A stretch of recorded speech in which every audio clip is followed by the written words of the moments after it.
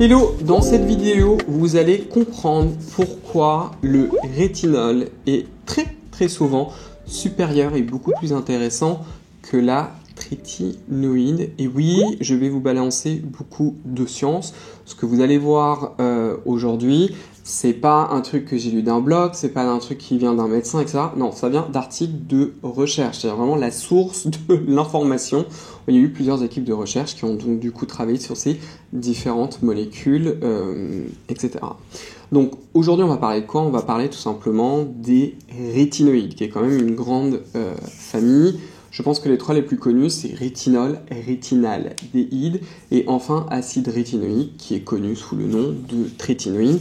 Trétinoïde, en fait, c'est le nom en médecine. Ça, c'est vraiment le truc important. J'ai fait exprès de vous parler d'articles de recherche parce que je pense qu'il y a quelque chose qui est souvent pas forcément compris, c'est qu'il faut toujours, et quand quelqu'un vous dit « Ah, tel actif est censé faire ci et ça », alors là on parle de soins de la peau, mais ça peut être autre chose aussi, il y a toujours un endroit où il faut retourner à la source d'information, que ce soit des chiffres d'ordre, je sais pas, sur l'économie d'un pays ou etc. Il y a un moment, il y a quelqu'un, il y a une méthode, il y a quelque chose qui a été utilisé pour pouvoir dire que machin truc fait truc muche, quoi. C'est exactement la même chose en fait avec les actifs. Donc il y a parfois des données fournisseurs, parfois certains fournisseurs ont quand même des données assez poussées qui peuvent nous dire « Ah ouais, bon, ça pourrait être intéressant d'utiliser ». Mais ça ne va pas remplacer un vrai travail de recherche qui sont faits par des gens, moi je suis un ex-chercheur, où ça a été notre spécialité, c'est-à-dire que moi j'ai quand même dédié beaucoup d'années de ma vie à faire que ça et surtout à l'apprendre. Donc ça c'est vraiment un truc important et effectivement la trétinoïde et le rétinol, surtout ces deux molécules-là, ont été extrêmement étudiées depuis très longtemps. Je vous rappelle également que d'un point de vue purement historique, on a d'abord découvert le rétinol, c'est tout simplement le nom scientifique de la vitamine A. Et c'est là où on a découvert ce qu'on appelle la voie de l'acide rétinoïque. Et pratiquement au même moment, quelques temps après, on a découvert en fait la trétinoïde. L'acide rétinoïque, le seul souci qu'il y avait à l'époque, c'est que le rétinol, en fait, c'est une molécule qui va être oxydée deux fois, en rétinaldéhyde puis en trétinoïde, donc du coup, elle est très instable. Alors que l'acide rétinoïque, la trétinoïde, c'est une molécule qui est très stable. C'est aussi une des raisons pour lesquelles la trétinoïde est un médicament, le rétinol ne l'est pas. C'est parce que c'est une molécule qui est extrêmement stable, donc un tout petit peu goes a long way, comme on dit en anglais. C'est-à-dire qu'en fait que le potentiel d'irritation est maximal. Donc ça a été d'abord en fait une molécule qui a été utilisée en médecine, en particulier en dermatologie, pour soigner l'acné. Dans les années 80, on s'est aperçu en fait que les patients, surtout les patients plus âgés qui avaient de la trétinoïde, ils rajeunissaient. Donc on se dit molécule de jeunesse, etc. Et si vous allez sur les réseaux et les personnes qui se disent mais quel est vraiment le mieux en anti-âge, ils vont tous vous bassiner avec la trétinoïde et ensuite avec le rétinol. Et je pense que vous avez vu que là, ces dernières années, le rétinol a fait un véritable boom, enfin j'ai envie de vous dire, alors qu'il existe en réalité depuis longtemps, mais c'est très compliqué de formuler avec. Vous avez beaucoup de formules qui sont sur le marché là actuellement.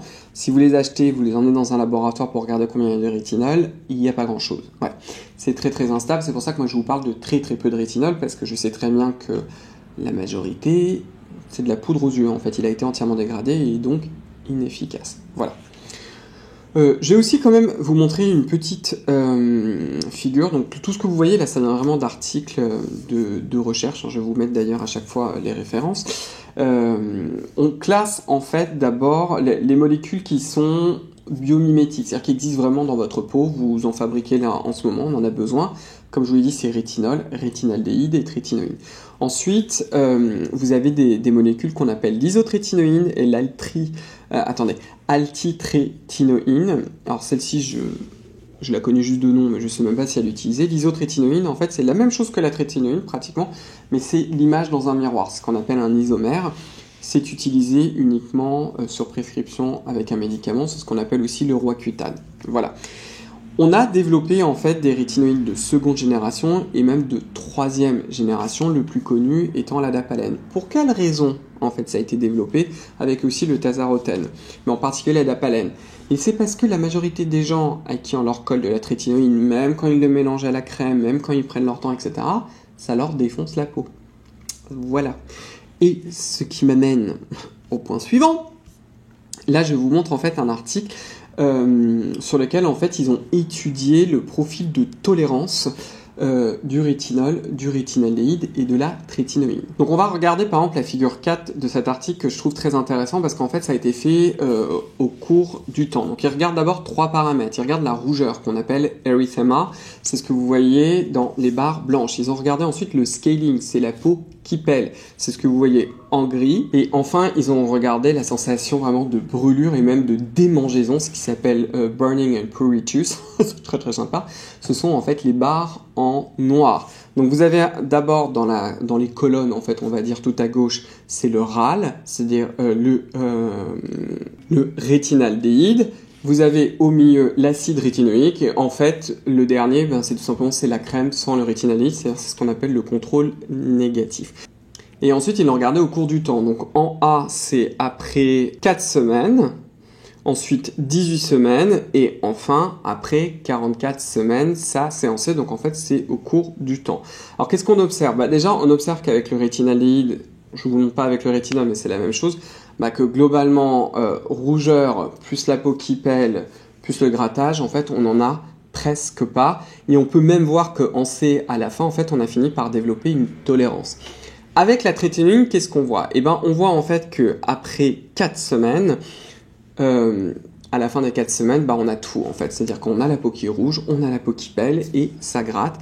En B et en C, vous l'avez toujours. Ça n'a pas complètement disparu, ça a beaucoup diminué, donc on le tolère beaucoup mieux, mais c'est pas top. Je fais exprès de vous le montrer parce que là, on est vraiment dans des données cliniques, etc. Mais ça récapitule bien en fait la réalité. C'est-à-dire que pour la majorité des personnes, même quand vous en incorporez très très peu, une fois par semaine dans votre crème hydratante, vous allez finir quand même par avoir cette peau qui est toujours en fait en inflammation chronique. C'est-à-dire qu'on aura toujours un léger niveau de rougeur, un léger niveau de sapelle et un léger niveau de grattage parce que je vous rappelle quand même qu'à la fin, on est à 44 semaines. Donc c'est quand même très très long.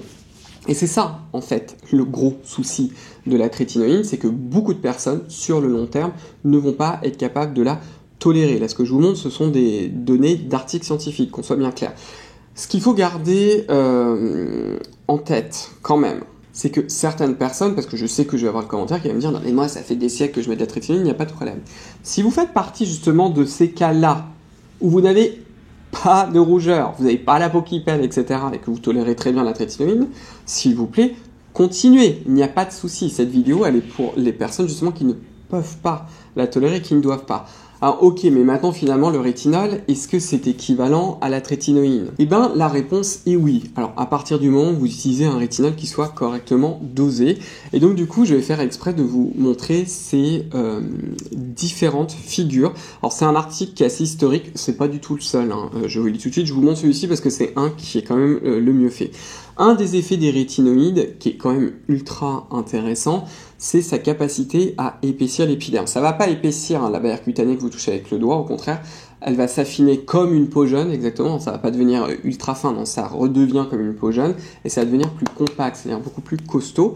Mais par contre, la partie des cellules vivantes, elle va vraiment venir s'épaissir, et ça, en fait, on l'observe même à des concentrations très faibles, comme 0,1%. C'est ce que vous voyez là, par exemple, sur la figure 2, et c'est équivalent au RA, c'est-à-dire à l'acide rétinoïque, ROL étant rétinol, et vous voyez bien qu'entre 0,2 et 0,4, on est pratiquement au niveau de l'acide rétinoïque. Ça ne fait pas que ça. Ça va aussi induire, et pratiquement au même niveau, surtout quand on est aux environs de 0,2, 0,3, une protéine très particulière qu'on appelle GRAB, c'est R-A-B-P, qui est en fait une molécule qui va nous permettre en fait de quantifier l'activation d'une voie de signalisation qu'on appelle la voie de signalisation de l'acide rétinoïque. De façon très simple, qu'est-ce que ça veut dire? Ça veut dire que quand on applique du rétinol en fait sur la peau, on va avoir un épaississement de l'épiderme similaire en fait à la trétinoïde. On va considérer qu'on est aux alentours de 0,3%. On va aussi avoir une induction d'une protéine qui montre en fait que le rétinol qu'on donne à la peau va être bien converti en trétinoïde ou acide rétinoïque. Et on a aussi plein d'autres données en fait pour montrer qu'on a une induction du collagène, mais également de l'élastine, également de l'acide hyaluronique, qu'on a aussi une augmentation de la prolifération des différents types de cellules. Dans l'épiderme, ça, je pense que vous en doutiez, mais également des fibroblastes, c'est-à-dire ces fameuses cellules qui fabriquent votre collagène, et également ce qu'on appelle des cellules endothéliales, les petites cellules des vaisseaux sanguins, un petit peu pour redonner un tissu nutritif. Il faut quand même faire attention, et c'est vraiment l'élément qui est important, c'est que vous avez toutes ces données-là, à partir du moment où vous avez une bonne formule qui a été stabilisée, c'est-à-dire que le rétinol, en gros, il n'est pas ultra instable, ce qui fait que vous avez un produit qui n'en contient pratiquement pas. Et c'est surtout, c'est ce que j'ai en fait de vous montrer, c'est que finalement tous ces effets-là sont très très proches en fait de la trétinoïne à quelque chose près. Et donc du coup, en particulier sur le long terme, ça va vous permettre en fait d'induire plus de collagène, plus d'élastine, etc. sans pour autant hériter votre peau sur le long terme.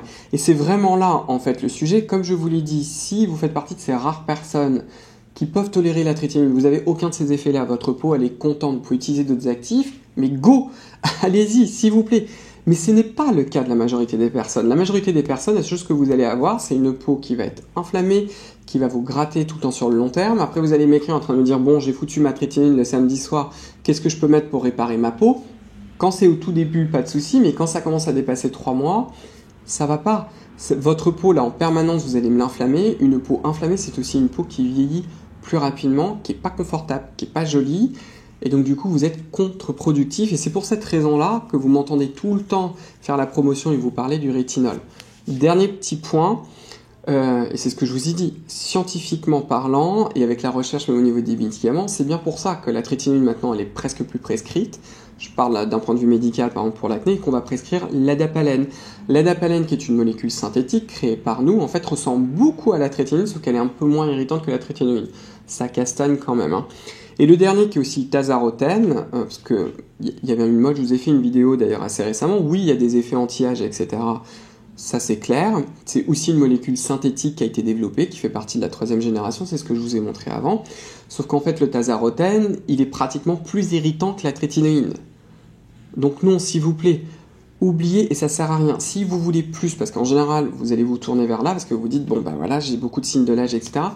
Si vous voulez plus, la solution ne sera pas le soin de la peau. Pourquoi ? Parce que le vieillissement ne touche pas que la peau. Vous avez toutes les couches qui ont dessous. Vous avez le derme profond, tout ce que je viens de vous dire, là, ça sert à rien. Vous avez la couche musculaire avec la couche graisseuse qui va malheureusement agir. La solution, elle n'est pas là. La solution, ça va être de la médecine esthétique, ou dans certains cas, de la chirurgie, si vous voulez plus. Mais n'allez pas m'abîmer votre peau pour rien. Et c'est aussi une de ces raisons-là pourquoi, dans l'énorme majorité des cas, le rétinol est bien supérieur à la trétinoïne. Voilà. Donc j'espère que cette petite vidéo, vous l'avez trouvée intéressant, et là encore qu'elle va vous aider parce que c'est un peu le but. Si vous aimez mon contenu, sachez que j'ai un compte Instagram, je suis le compte Instagram de ma propre marque skincare qui est Sila. N'hésitez pas à commenter et à me donner un pouce bleu, puis écoutez, on va se revoir très très vite dans une prochaine vidéo, donc prenez bien soin de vous et à très très vite, bye bye.